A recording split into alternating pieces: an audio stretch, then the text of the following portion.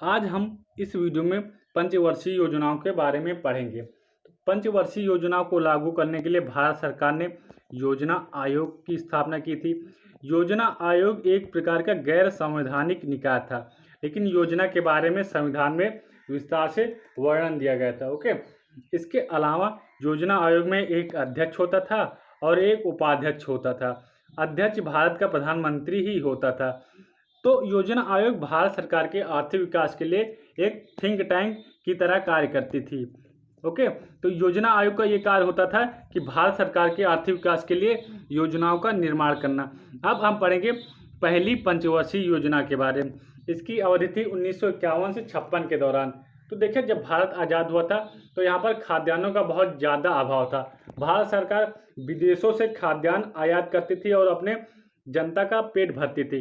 तो पहली पंचवर्षीय योजना में यही प्राथमिकता रखी गई कि हम अपने यहाँ पर कृषि को आत्मनिर्भर बनाएंगे और खाद्यान्न पर आत्मनिर्भरता पाएंगे। तो इसकी प्राथमिकता थी कृषि। हेराल्ड डोमर समृद्धि मॉडल पर आधारित थी। इस योजना की शुरुआत सामाजिक आर्थिक विकास के लक्ष्यों के साथ हुई थी, यानी कि जो सोशल इंफ्रास्ट्रक्चर हैं, जैसे कि आपके वेयर हाउस यानी खाद्यान्न हो गए, सड़कें, पुलों आदि, रेल यातायात, सभी का निर्माण पहली पंचवर्षीय योजना में ही शुरू कर दिया गया था। लेकिन इस योजना का परिणाम विफल हो गया था, यानी ये योजना पूरी तरह से विफल हो गई थी। अब पढ़ते हैं दूसरी पंचवर्षीय योजना के बारे में। इसकी अवधि क्या थी? तो इसकी अवधि 1956 से 61 के दौरान थी। ये बहुत इंपॉर्टेंट योजना है।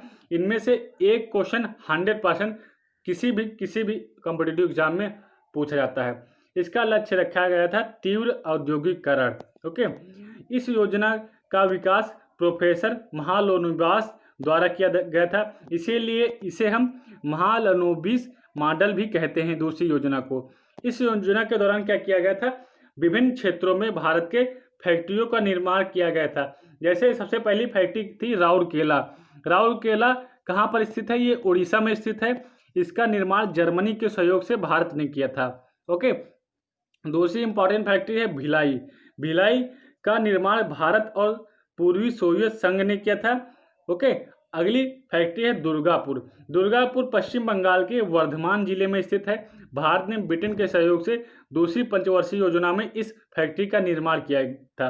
ओके, इसके साथ साथ चित्तरंजन लोकोमोटिव, इन सभी फैक्ट्रियों का निर्माण दूसरी पंचवर्षीय योजना में ही हो गया था। ये आपकी दूसरी पंचवर्षीय योजना है, बहुत ज़्यादा इंपॉर्टेंट है। बढ़ते आगे, अब पढ़ेंगे तीसरी योजना के बारे में। इस योजना की अवधि क्या थी?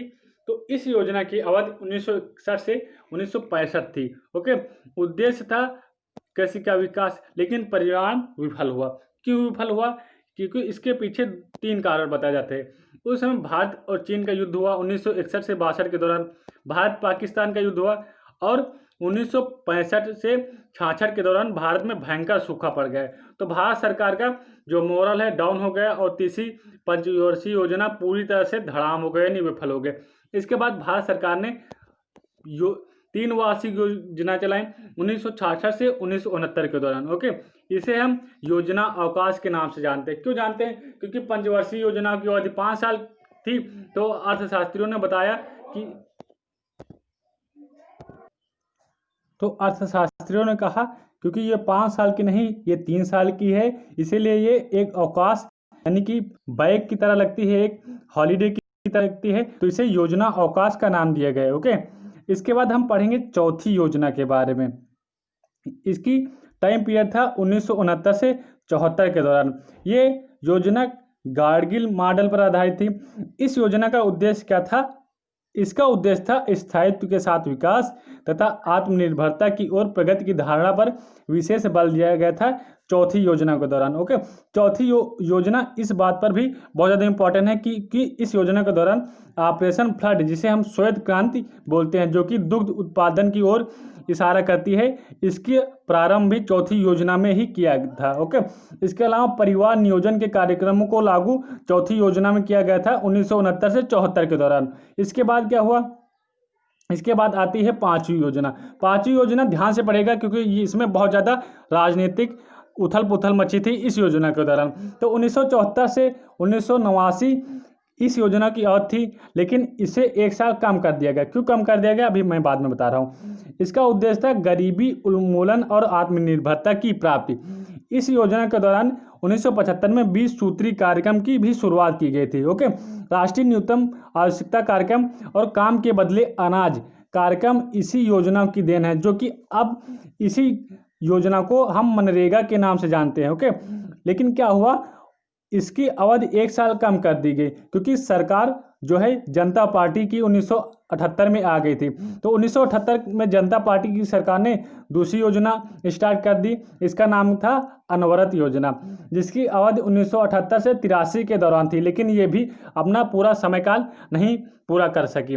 तो इस योजना का प्रतिपादन किया था गुन्नार मिर्डल ने, और भारत में लागू करने का श्रेय इसे डीटी लकड़वाला को जाता है। तो आज हमने पढ़ा पंचवर्षीय योजना के बारे में, 5 पंचवर्षीय योजना के बारे में हमने इसमें पढ़ा। अगर कोई कन्फ्यूजन हो तो कमेंट बॉक्स में पूछ लीजिएगा। Thank you so much.